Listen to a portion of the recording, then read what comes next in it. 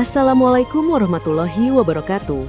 Selamat datang di Jejak Penakluk, kanal yang membedah ruang taktik militer terhebat masa lalu, menguliti keputusan para panglima besar, dan membongkar bagaimana medan perang mengubah peta kekuasaan dunia. Abad ke-16 seringkali dicatat sebagai era ekspansi tanpa batas bagi Imperium Barat. Dengan kapal-kapal perang raksasa, senapan mesiu dan zirah besi yang dianggap kebal, mereka bergerak mendikte dunia luar. Namun, catatan sejarah juga menyimpan satu titik balik yang sunyi. Sebuah wilayah di mana superioritas teknologi Eropa runtuh total oleh perhitungan taktis seorang penguasa lokal.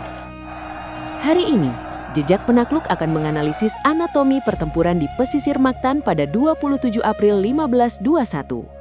Sebuah studi kasus militer tentang bagaimana batasan alam dan kesalahan estimasi seorang penjelajah dunia, Ferdinand Magellan, dieksploitasi secara brutal oleh kekuatan pribumi di bawah komando Datu Lapu-Lapu.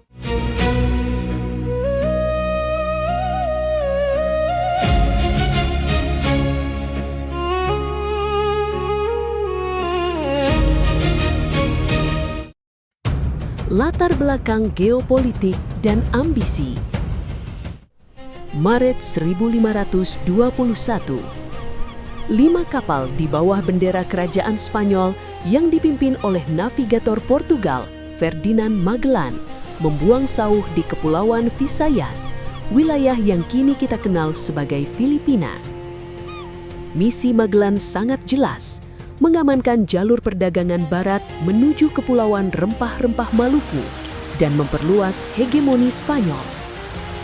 Di Pulau Cebu, Magellan berhasil melakukan penetrasi diplomatik.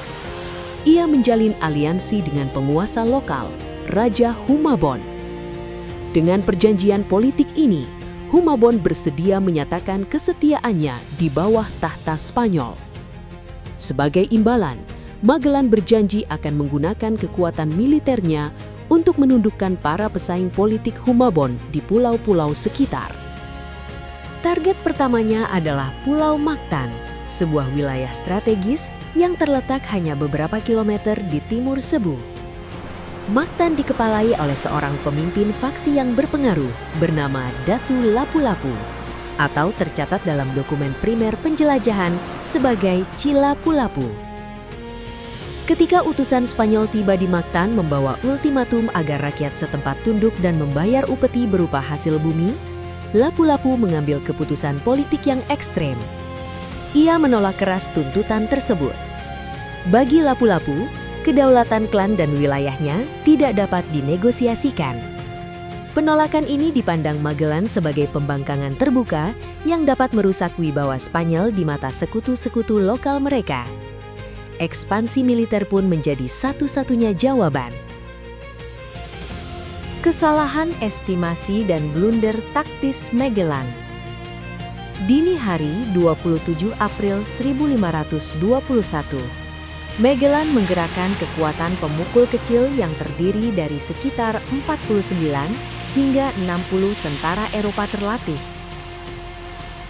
Mereka adalah infanteri berat yang dilengkapi dengan senapan mesiu awal atau arkebus, busur silang, dan pedang baja.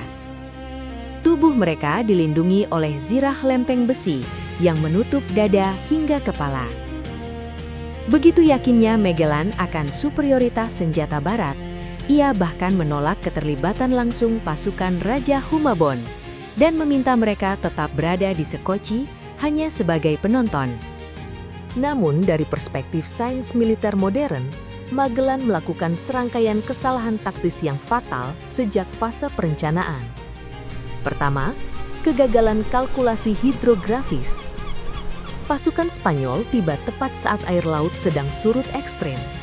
Karakteristik pesisir Mactan yang dipenuhi terumbu karang dangkal memaksa kapal-kapal perang Spanyol kandas jauh di tengah laut. Akibatnya, meriam kapal yang merupakan aset artileri terkuat mereka berada di luar jarak tembak efektif dan tidak bisa memberikan dukungan tembakan perlindungan ke pantai. Kedua, degradasi stamina pasukan.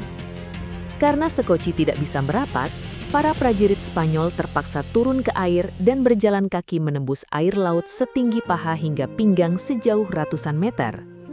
Berjalan di atas lumpur pantai yang menghisap sambil memikul beban zirah besi puluhan kilogram, menguras energi kinetik dan stamina mereka sebelum pertempuran jarak dekat dimulai.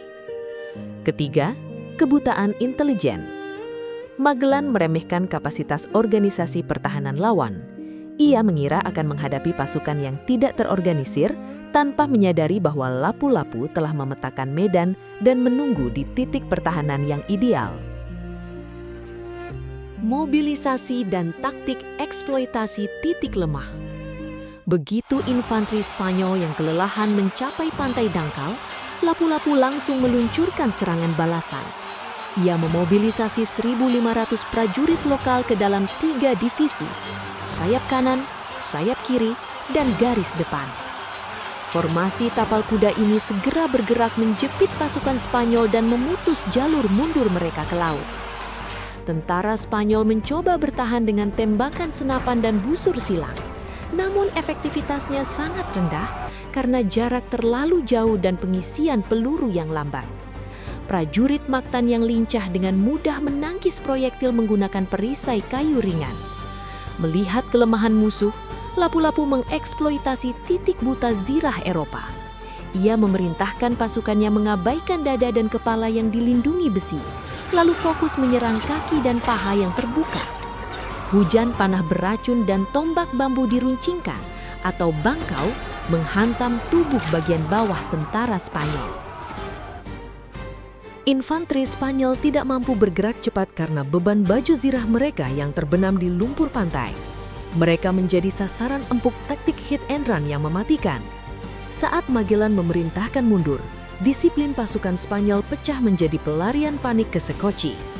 Magellan dan kurang dari 8 prajurit setianya terisolasi di garis belakang. Berdasarkan catatan juru tulis Antonio Pigafetta, Magellan dikepung secara masif di air dangkal. Sebuah panah beracun mengenai kakinya, disusul hantaman tombak di wajah, dan tebasan pedang kampilan di lengan hingga ia roboh. Magellan tewas dikeroyok secara taktis oleh pasukan Mactan di pesisir pantai. Melihat panglima mereka gugur, evakuasi berubah menjadi berdarah. Pasukan sekutu, Raja Humabon terlambat memberikan bantuan evakuasi. 4 prajurit Humabon ikut gugur, bersama 8 prajurit Spanyol yang tewas di pantai.